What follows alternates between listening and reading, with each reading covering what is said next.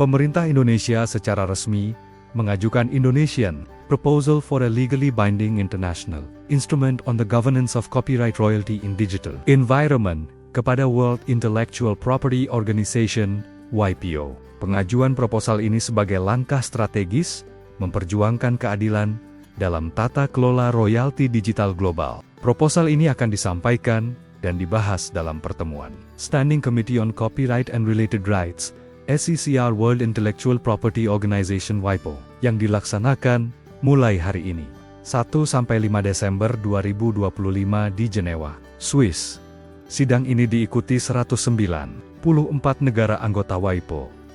Inisiatif ini dilatar belakangi oleh pesatnya pertumbuhan industri kreatif dunia yang kini bernilai lebih dari 2,3 triliun per tahun, dengan lebih dari 67% pasar musik global didominasi oleh layanan streaming. Namun, pertumbuhan tersebut tidak berbanding lurus dengan kesejahteraan kreator karena sebagian besar nilai ekonomi digital justru belum dirasakan secara adil kepada para pencipta. Pertemuan ini dipimpin langsung Wakil Menteri Luar Negeri Indonesia, Arif Hafaz Ugroseno, dan Direktur Jenderal Kekayaan Intelektual Kementerian Hukum, Hermansyah Siregar. Selain itu, Kepala Badan Strategi Kebijakan BSK, Andri Indradi, mengikuti sidang dan memperkaya konten tentang usulan Indonesia terkait royalti musik dan media. Pada awalnya, inisiatif ini digagas Menteri Hukum Supratman Andi Aktas sejak Mei 2025 dan mulai bergulir di sidang SCCR WIPO Desember ini. Di sela-sela sidang Indonesia bertemu secara bilateral dengan kelompok-kelompok regional, GRULAC, Amerika Latin dan Karibia, Jepang dan Amerika Serikat. Seringkali pencipta hanya menerima sebagian kecil dari pendapatan yang dihasilkan oleh karya mereka sendiri. Realitas ini tidak semata-mata merupakan persoalan ekonomi. Ini adalah persoalan keadilan, kewajaran, dan pengakuan moral. Oleh karena itu, Indonesia menyerukan pembaruan komitmen dan tindakan bersama, tegas Wakil Menteri Luar Negeri, Arif Hafaz Ugroseno, selaku pemimpin delegasi Indonesia, dalam pertemuan SCCR, dikutip Senin 1 Desember 2025. Menurutnya, pengajuan proposal ini merupakan bentuk tanggung jawab negara dalam memperjuangkan pelindungan hak ekonomi kreator di tingkat global, bukan hanya di dalam negeri. Dia juga memandang pengajuan instrumen internasional yang mengikat ini berangkat dari ketimpangan struktural yang kian melebar dalam ekosistem royalti digital dunia. Setiap tahun, UNESCO dan Bank Dunia memperkirakan USD 55,5 miliar royalti musik dan audiovisual menguap, tidak pernah terkumpul, tidak pernah dicatat, dan tidak pernah diterima penciptanya. Kali pertama Indonesia hadir dalam pertemuan penting di bidang kekayaan intelektual sejak resmi menjadi anggota penuh BRICS pada Januari 2025. Dalam sambutannya, Menteri Hukum menekankan bahwa Indonesia tidak hanya hadir sebagai peserta, tetapi juga sebagai inisiator kerjasama strategis. Indonesia menegaskan komitmen memperkuat kerjasama internasional di bidang kekayaan intelektual.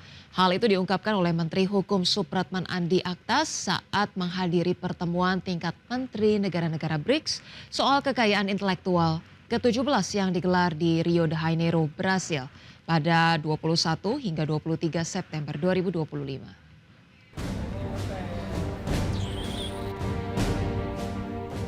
Kali pertama Indonesia hadir dalam pertemuan penting di bidang kekayaan intelektual sejak resmi menjadi anggota penuh BRICS pada Januari 2025. Dalam sambutannya, Menteri Hukum menekankan bahwa Indonesia tidak hanya hadir sebagai peserta, tetapi juga sebagai inisiator kerjasama strategis. Salah satu langkah penting adalah memperkenalkan Protokol Jakarta, sebuah kerangka kerja kolaboratif yang digagas Indonesia untuk menjawab tantangan kekayaan intelektual, khususnya hak cipta di era digital.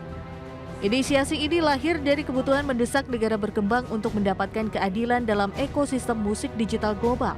Pasalnya, selama ini para pencipta dari negara berkembang sering tidak mendapatkan distribusi royalti yang seimbang meskipun karya mereka digunakan secara luas. To convey to this honorable forum that from Jakarta, Indonesia, we are proposing on a multi-sector initiative to address the long-standing challenge on copyright issue in the digital environment with particular attention to musical, audiovisual in journalistic work, and digital platform.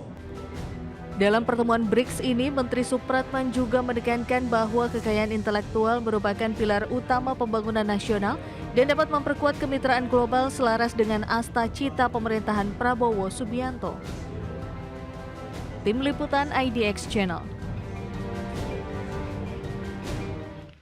Pemirsa, Komisi 11 DPR RI menetapkan Wakil Menteri Keuangan Anggito Abimanyu menjadi Ketua Dewan Komisioner Lembaga Penjamin Simpanan periode 2025-2030.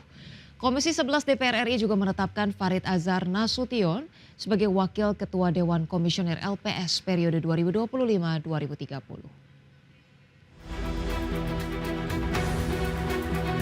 Komisi 11 DPR RI menetapkan Wakil Menteri Keuangan Anggito Abimanyu menjadi Ketua Dewan Komisioner Lembaga Penjamin Simpanan periode 2025-2030, menggantikan Purbaya Yudi Sadewa yang dilantik sebagai Menteri Keuangan. Hal tersebut ditetapkan setelah uji kelaikan dan kepatutan yang dilakukan terhadap 5 nama. Dalam paparannya, Anggito menawarkan program yang diberi nama Aksara untuk memperbaiki kinerja dan kualitas dari LPS. Aksara merupakan istilah yang merujuk pada program aset manajemen kompetisi, kompetisi pendidikan dan SDM, sosial media dan literasi keuangan, aset kelolaan, responsibilitas sosial dan aplikasi teknologi. Anggito menegaskan sesuai dengan mandat yang diberikan kepada LPS, LPS akan melakukan penjaminan kepada perusahaan asuransi. Menurut Anggito, hal ini merupakan tantangan bagi LPS.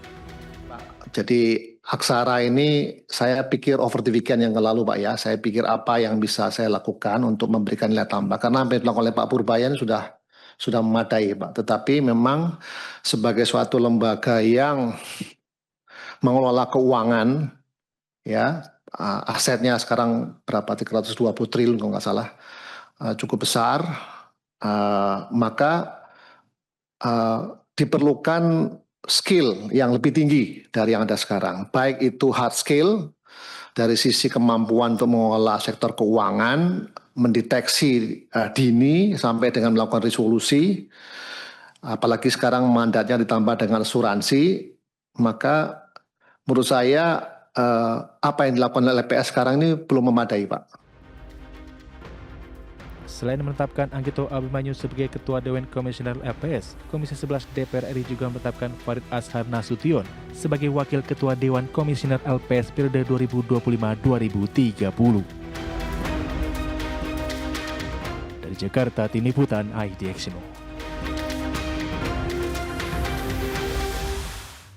Pemirsa, demi mendorong akselerasi pemulihan ekonomi, Lembaga Penjamin Simpanan atau LPS kembali menurunkan tingkat bunga pinjaman untuk simpanan di perbankan, di mana pelaksana tugas Ketua Dewan Komisioner LPS menyebut bahwa ini terkait dengan TBP tabungan rupiah di Bank Umum dipangkas sebesar 25 basis poin, sementara TBP tabungan valuta asing diturunkan menjadi 2% dan TBP di Bank Perekonomian Rakyat dipangkas ke level 6%. Lembaga Penjamin Simpanan atau LPS kembali menurunkan tingkat bunga penjaminan atau TBP untuk simpanan di perbankan. TBP tabungan rupiah di Bank Umum dipangkas sebesar 25 basis poin dari sebelumnya 3,75% menjadi 3,5%. Sementara itu TBP tabungan valuta asing di Bank Umum diturunkan menjadi 2% dan TBP di Bank Perekonomian Rakyat dipangkas ke level 6%. PLT Ketua Dewan Komisioner LPS Didik Madiono menjelaskan bahwa langkah ini diambil dengan mencermati tren penurunan suku bunga deposito serta dinamika perekonomian ke depan. Menurutnya, kebijakan ini bersifat antisipatif guna menjaga stabilitas sektor keuangan sekaligus mendukung pertumbuhan ekonomi. Selain itu, Didik menilai keputusan tersebut juga menandai adanya sinergi kebijakan antara otoritas keuangan dalam memperkuat daya tahan perbankan nasional. Penyesuaian TBP juga dilakukan dengan memperhatikan kondisi perekonomian dan perkembangan pasar keuangan. Rapat Dewan Komisioner Lembaga Penjamin Simpanan menetapkan untuk menurunkan tingkat bunga penjaminan simpanan dalam rupiah di Bank Umum dan Bank Perekonomian Rakyat, serta tingkat bunga penjaminan simpanan dalam valuta asing di Bank Umum turun sebesar 25 basis poin menjadi masing-masing sebagai berikut. simpanan rupiah pada bank umum tingkat bunga penjaminan maksimal 3,5%. Untuk simpanan falas di bank umum 2%. Kemudian untuk simpanan rupiah di Bank Perekonomian Rakyat 6%. Didik menambahkan bahwa penetapan ini akan dievaluasi secara berkala dan terbuka untuk disesuaikan sesuai dinamika perekonomian, perbankan, dan pasar keuangan. LPS pun meyakini sistem perbankan akan mampu mendorong perekonomian ke depan yang lebih baik.